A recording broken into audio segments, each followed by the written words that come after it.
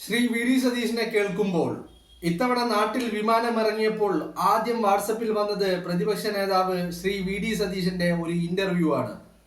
Shri V D Satheesan ഞാൻ ഇഷ്ടപ്പെടുന്ന, ബഹുമാനിക്കുന്ന, ശ്രദ്ധിക്കുന്ന, പ്രതീക്ഷയുള്ള നേതാവാണെന്ന് മുൻപും പറഞ്ഞിട്ടുണ്ട്. അതുകൊണ്ട് തന്നെ നെടുമ്പാശ്ശേരിയിൽ നിന്നും പെരുമ്പാവൂരിലേക്കുള്ള യാത്രയിൽ തന്നെ ഇന്റർവ്യൂ കേട്ടു തുടങ്ങി. പക്ഷേ വീട്ടിലെത്തിയിട്ടും ഇന്റർവ്യൂ തീർന്നില്ല. അപ്പോഴാണ് മനസ്സിലായത് ഇന്റർവ്യൂ 2 മണിക്കൂറിൽ കൂടുതലുണ്ട് എന്നത്. അത് തന്നെ ഒരു അതിശയമായി. സാധാരണ ഇത്തരം സീനിയർ നേതാക്കൾ 1-2 മണിക്കൂർ നേരം ഒരു അഭിമുഖത്തിനായി ഇരുന്ന് കൊടുക്കാറില്ല. 2 മണിക്കൂറിന്റെ ഒരു പ്രശ്നം അത് ഒറ്റയടിക്ക് നമുക്ക് കേട്ടു തീർക്കാൻ ഇപ്പോൾ സാധിക്കില്ല എന്നതാണ്. പല തിരക്കുകൾ നമുക്കുണ്ടല്ലോ.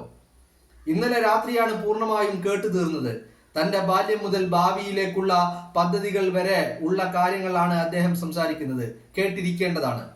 എന്നെ ഏറ്റവും ആകർഷിച്ച കാര്യങ്ങൾ പറയാം. ഒന്നാമത്, ഒരു ഗോഡ്ഫാദർ വഴി മുകളിലേക്ക് ഉയർത്തപ്പെട്ട ഒരാളല്ല അദ്ദേഹം. കോളേജ് യൂണിയനിലും യൂണിവേഴ്സിറ്റി യൂണിയനിലും നേതൃത്വ സ്ഥാനം വഹിച്ചെങ്കിലും സംഘടനാ രംഗത്ത് ഉയർന്ന സ്ഥാനങ്ങളിൽ അദ്ദേഹം എത്താതിരുന്നത് അതുകൊണ്ടാകണം. സീനിയർ MLA ആയിട്ടും അദ്ദേഹത്തിന് മന്ത്രിസ്ഥാനം ലഭിക്കാതിരുന്നത് അതുകൊണ്ടാണെന്ന് നമുക്കറിയാം. രണ്ടാമത്, രാഷ്ട്രീയം മാത്രം അറിയാവുന്ന ഒരാളല്ല. നിയമ പഠനം കഴിഞ്ഞ് 10 വർഷം വക്കീലായി ഹൈക്കോടതിയിൽ പ്രാക്ടീസ് ചെയ്തതിന് ശേഷമാണ് അദ്ദേഹം MLA ആകുന്നത്. MLA ആകുന്ന സമയത്ത് അദ്ദേഹത്തിന്റെ വരുമാനം 10-1 എന്ന് അദ്ദേഹം പറയുന്നുണ്ട്.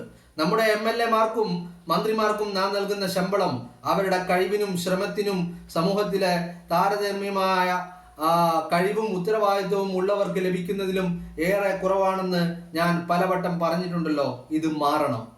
മൂന്നാമത്, വിജയം മാത്രം ശീലിച്ച ഒരാളല്ല.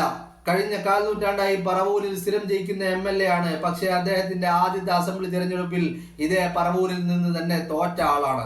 പരാജയത്തിൽ നിന്നും പാഠങ്ങൾ പഠിച്ചു വന്ന ആളാണ്. സ്വന്തം കഴിവുകളെ പറ്റി കൃത്യമായ ആത്മവിശ്വാസമുള്ള ആളാണ്. പണ്ടേ കേരളത്തിലെ മന്ത്രി ആകേണ്ടിയിരുന്ന ആളാണ്. ഭാവിയിൽ മുഖ്യമന്ത്രി ആകേണ്ട ആളാണ് എന്നൊക്കെ അദ്ദേഹത്തിന് തന്നെ കൃത്യമായ ബോധ്യമുണ്ട്. അതുകൊണ്ട് തന്നെ കേരളത്തിന്റെ സമഗ്രമായ ഭാവിയെ പറ്റി അദ്ദേഹം ഏറെ ചിന്തിച്ചിട്ടുണ്ട്. 2 മണിക്കൂർ ദൈർഘ്യമുള്ള അഭിമുഖത്തിൽ പറയുന്ന എല്ലാ കാര്യങ്ങളും ശരിയാണെന്നോ നിങ്ങൾ അംഗീകരിക്കണമെന്നോ എനിക്ക് അഭിപ്രായമില്ല. പക്ഷേ കേരളത്തിന്റെ ഭാവി നേതൃത്വത്തിൽ നിർണായക പങ്ക് വഹിക്കാൻ ഇടയുള്ള ഒരാളെ അറിയാൻ, അദ്ദേഹത്തിന്റെ ചിന്തകളെ അറിയാൻ ഈ അഭിമുഖം ഏറെ ഉപകാരപ്പെടും. കണ്ടിരിക്കേണ്ടതാണ്. വീണ്ടും ആവർത്തിച്ച് പറയുകയാണ്, കണ്ടിരിക്കേണ്ടതാണ്. എൻ്റെ വായനക്കാർ എല്ലാവരുടെയും ശ്രദ്ധയിൽ ഈ ഇന്റർവ്യൂ വന്നിട്ടുണ്ടാകണം. എന്നാലും ലിങ്ക് 1-ാമത്തെ കമന്റിൽ കൊടുക്കുന്നു. ഒരു കാര്യം കൂടി പറയണം. ശ്രീ വി ഡി സതീശനെ ഞാൻ ഫോളോ ചെയ്യുമ്പോൾ ശ്രദ്ധിക്കുന്ന ഒരു കാര്യമുണ്ട്. വിട്ടുവീഴ്ചകളുടെ രാഷ്ട്രീയത്തെക്കാൾ നിലപാടുകളുടെ രാഷ്ട്രീയമാണ് അദ്ദേഹം പിന്തുടരുന്നത്. അടുത്ത കാലത്ത് നിലമ്പൂർ തെരഞ്ഞെടുപ്പിലും യൂത്ത് കോൺഗ്രസ് പ്രസിഡന്റിന്റെ രാജിയുടെ കാര്യത്തിലും ഒക്കെ അദ്ദേഹം അത് വ്യക്തമായി പ്രകടിപ്പിച്ചിട്ടുണ്ട്. പക്ഷേ കോൺഗ്രസ് എന്ന സംവിധാനം പൊതുവെ നിലപാടുകളുടെ രീതിയല്ല, എല്ലാവരെയും ഉൾക്കൊള്ളുന്ന രീതിയാണ് കൈക്കൊള്ളുന്നത്. അതിനകത്ത് പ്രവർത്തിക്കേണ്ടി വരുന്നതിന്റെ വെല്ലുവിളികൾ ശ്രീ സതീശന് തീർച്ചയായും ഉണ്ട്. പക്ഷേ ആ സംവിധാനത്തിനകത്തും രാഷ്ട്രീയ പൈതൃകമോ തലതൊട്ടപ്പന്മാരോ ഇല്ലാതിരുന്നിട്ടും അദ്ദേഹത്തിന്റെ പ്രതിഭ കൊണ്ടും കഠിനാധ്വാനം കൊണ്ടും നിയമസഭാ സാമാജികനായി നിയമസഭകത്തും ജനപ്രതിനിധിയായി മണ്ഡലത്തിലും നടത്തിയ ഉജ്ജ്വല പ്രകടനം കൊണ്ടും ജനങ്ങളുടെ അംഗീകാരം നേടിയതും ഇവിടെ വരെ എത്തിയതും നിസ്സാര കാര്യമില്ല. ഇതേ കഴിവുകളും രീതികളും അദ്ദേഹത്തെ മുന്നോട്ട് നയിക്കട്ടെ. ശ്രീ സതീശന് എല്ലാ ആശംസകളും. മുരളി തുമ്മാരുകുടി ഈ പോസ്റ്റിനോടൊപ്പം, ഈ കുറിപ്പിനോടൊപ്പം ശ്രീ പ്രതിപക്ഷ നേതാവ് വി ഡി സതീശൻ, ആ വി ഡി സതീശന്റെ ഈ പോഡ്കാസ്റ്റിനെ കുറിച്ച് നമ്മൾ മുമ്പ് ഒരു ചർച്ച ചെയ്തതാണ്. ആ വി ഡി സതീശന്റെ ഈ പോഡ്കാസ്റ്റ് എന്ന് പറഞ്ഞാൽ ഷാരിഖ് സംസുദ്ദീനുമായി നടത്തിയ ആ പോഡ്കാസ്റ്റ്, 2 മണിക്കൂറിലേറെ ദൈർഘ്യമുള്ള ആ പോഡ്കാസ്റ്റ്, ആ ഇന്റർവ്യൂ കണ്ടിട്ട് മുരളി തുമ്മാരുകുടി പങ്കുവെച്ച കുറിപ്പാണ് ഞാൻ നിങ്ങളുടെ മുന്നിൽ വായിച്ചത്. ഇപ്പോൾ ഈ ഒരു സമയം കൊണ്ട് നിങ്ങളിൽ എല്ലാവരും ഇത് ഏകദേശം കണ്ടു കാണും അല്ലേ? പക്ഷേ മുരളി തുമ്മാരുകുടി കേരളത്തിൽ ഇല്ലാത്തത് കാരണം അദ്ദേഹം കേരളത്തിൽ എത്തിയത് ഉടനെ അദ്ദേഹം ഇതാണ് കാണാനിടയായത്. അത് കണ്ടിട്ട് അദ്ദേഹത്തിന് തോന്നിയ കാര്യമാണ് അദ്ദേഹം പറഞ്ഞത്. യെസ്, ഇത് തന്നെയായിരുന്നു നമ്മളും പറഞ്ഞത്. കാണേണ്ടതാണ്. ഒരു രാഷ്ട്രീയ നേതാവിന് ഇതിലേറെ കാഴ്ചപ്പാടുകൾ ഒരിക്കലും ഉണ്ടാവില്ല. അതാണ് വി ഡി സതീശൻ എന്ന്.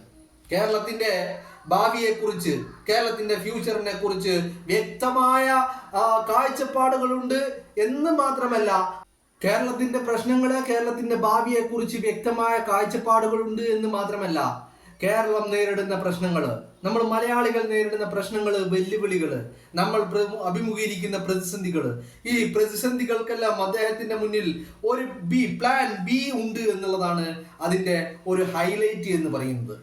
നമ്മൾ ഈ കാണുന്ന എന്ത് പ്രതിസന്ധികളും, നമ്മൾ നേരിടുന്ന എല്ലാവിധ പ്രശ്നങ്ങളും, ഈ പ്രശ്നങ്ങൾക്കെല്ലാം നമ്മൾ ഇപ്പോൾ കണ്ടുകൊണ്ടിരിക്കുന്ന ഒരു പ്ലാൻ ഉണ്ട്, ഒരു സൊല്യൂഷൻ ഉണ്ട്.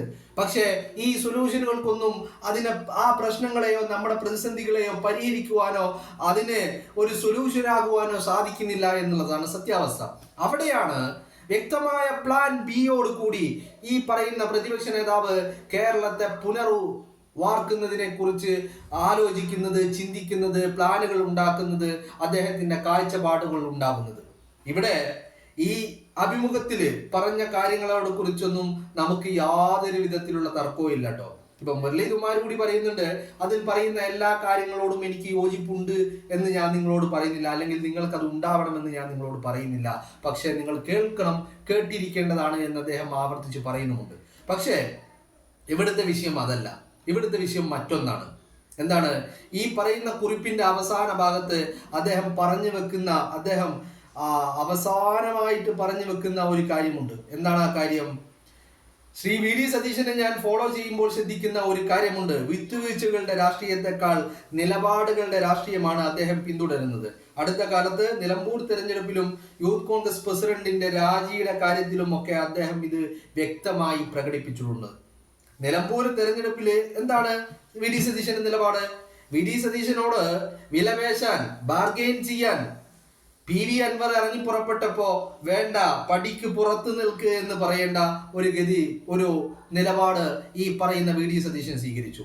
എന്നാൽ രാഹുൽ മാങ്കൂട്ടത്തിനെതിരെ ഉയർന്നു വന്നിരിക്കുന്ന യൂത്ത് കോൺഗ്രസ് പ്രസിഡന്റിന്റെ കാര്യത്തിൽ എന്ന് തുമ്മാരുകൂടി പറഞ്ഞ കാര്യം രാഹുൽ മാങ്കൂട്ടത്തെ ഉദ്ദേശിച്ചുകൊണ്ടാണ്. അപ്പോ രാഹുൽ മാങ്കൂട്ടത്തില് ഈ പറയുന്ന വിവാദങ്ങൾ ഉയർന്നു വന്നപ്പോ രാഹുൽ അധ്യക്ഷ സ്ഥാനത്ത് നിന്ന് ഇറങ്ങിപ്പോകട്ടെ എന്ന് കർശനമായി തീരുമാനമെടുത്ത വ്യക്തികളിൽ ഏറ്റവും പ്രധാനി വി ഡി സതീശനാണ്. അതുകൊണ്ടാണ് മുരളീകുമാർ കൂടി പറയുന്നത്, ഈ പറയുന്ന നിലപാടുകളാണ് നമ്മൾ പലപ്പോഴും ശ്രദ്ധിച്ചിട്ടുണ്ട് അല്ലേ. ഇത് വി ഡി സതീശന്റെ കാര്യത്തില് ഈ പറയുന്ന നിലപാടുകൾ, അദ്ദേഹം എടുത്ത നിലപാടുകളിൽ ഒരു ചാഞ്ചല്യം വരുന്നത് നമ്മൾ കണ്ടിട്ടില്ല, അല്ലെങ്കിൽ അതിലൊരു മാറ്റം വരുത്തുന്നത് നമ്മൾ കണ്ടിട്ടില്ല. തീരുമാനങ്ങൾ വളരെ വളരെ ആലോചിച്ച് പക്വതയാർന്ന തീരുമാനങ്ങൾ എടുക്കുന്നത് നമ്മൾ പലപ്പോഴും കണ്ടിട്ടുണ്ട്. ഇപ്പോ ഈ പറയുന്ന രാഹുൽ മാങ്കൂട്ടത്തിനെതിരെ ഉയർന്നു വന്നിരിക്കുന്ന ആ ആരോപണങ്ങളില് നിങ്ങളൊന്ന് ആലോചിച്ച് നോക്കിയേ. ആ ആരോപണ സമയത്ത് കേരളത്തിൽ കത്തി നിൽക്കുന്ന വിഷയങ്ങൾ എന്തൊക്കെയാ?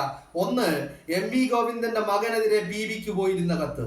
പിന്നെ ഒന്ന്, ഈ പറയുന്ന അയ്യപ്പന്റെ മുതൽ കൊള്ളയടിച്ച സംഭവം.